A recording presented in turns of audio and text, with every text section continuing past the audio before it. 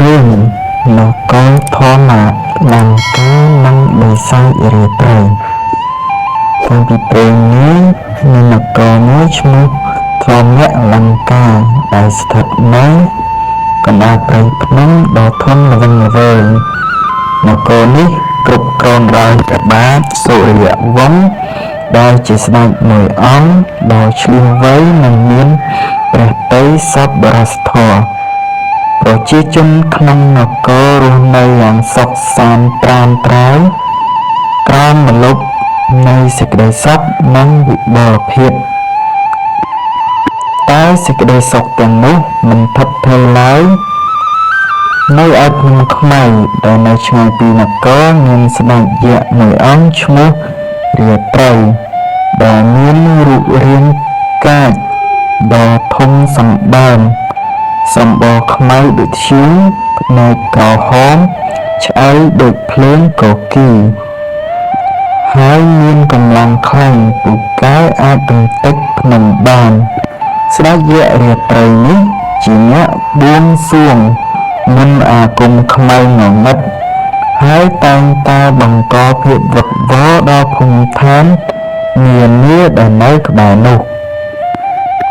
ថ្ងៃមួយស្ដេចយក្សរាត្រីបានបញ្ជូនកងទ័ពយក្សរាប់ពាន់នាក់មកលុកលើនគរធម្មលង្កាកងទ័ពយក្សបានកំទេចផ្ទះសម្បែងដុតបំផ្លាញដំណាំកសិកម្មនិងចាត់ប្រជាជនធ្វើជាឆ្លើយព្រះបាទសូរ្យវង្សមានការឈឺចាប់យ៉ាងខ្លាំងចំពោះការលំបាករបស់ប្រជាជនព្រះអង្គបានប្រមូលកងទ័ពរបស់ព្រះអង្គដើម្បីតតាំងជាមួយនឹងស្ដេចយក្សរាត្រីនោះសង្គ្រាមបានផ្ទុះឡើងយ៉ាងសាហាវព្រៃផ្សៃសំឡេងដើរប៉ះគ្នាសំឡេងព្រួញហោះត្រសៀកនិងសំឡេងយំញែករបស់ប្រជាជនបានលាន់ឮពេញសមរភូមិ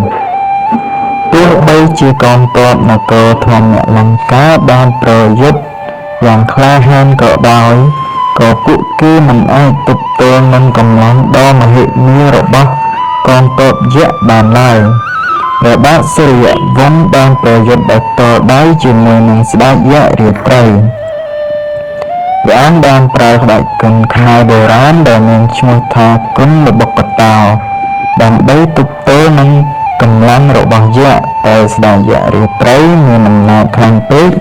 ព្រះអង្គក៏ត្រូវបានយក្សរាត្រីវាយឲ្យដួលសន្លប់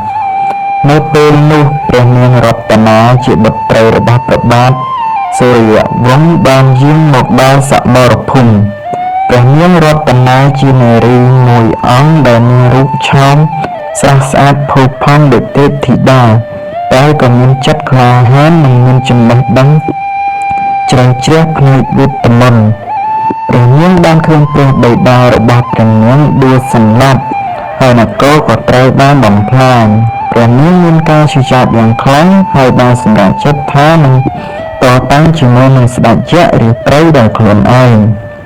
ព្រះនាងរតនាបានប្រើមន្តអាគមដែលព្រះនាងបានរៀនសូត្រពីតាបសចំណេះម្នាក់នៅក្នុងព្រៃព្រះនាងបានសូត្រមន្តគាថាឲ្យពន្លឺដ៏បរិសុទ្ធពីឋានសួគ៌មកវាយប្រហារស្ដេចយក្សរាត្រីពន្លឺនោះបានចាំងផ្លេកដោយរន្ទះបាញ់ហើយបានប៉ះចំរាងកាយរបស់យក្សរាត្រីស្ដេចយក្សរាត្រីបានស្រែកយំយ៉ាងឈឺចាប់ហើយរាងកាយរបស់វាក៏ចាប់ផ្ដើមរលាយបន្តិចម្ដងទីបំផុតស្ដេចយក្សរាត្រីក៏បានបាត់បង់ជីវិតដោយសារពន្លឺនៃអំណាចរបស់ព្រះនាងរតនាកងទ័ពយក្សដែលឃើញស្ដេចរបស់ពួកគេស្លាប់ក៏បានរត់ខ្ចាត់ខ្ចាយបាត់អស់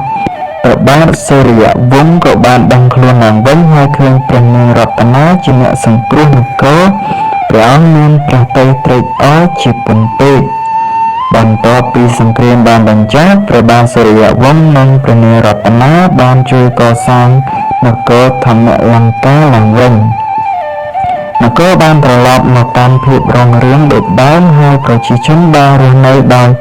សុខសាន្តជារៀងរហូត ព ព្រះនាងរតនាត្រូវបានគេចងចាំថាជានារីដែលបានជួយសង្គ្រោះនគរពីកណ្តាប់ដៃយក្សរាត្រី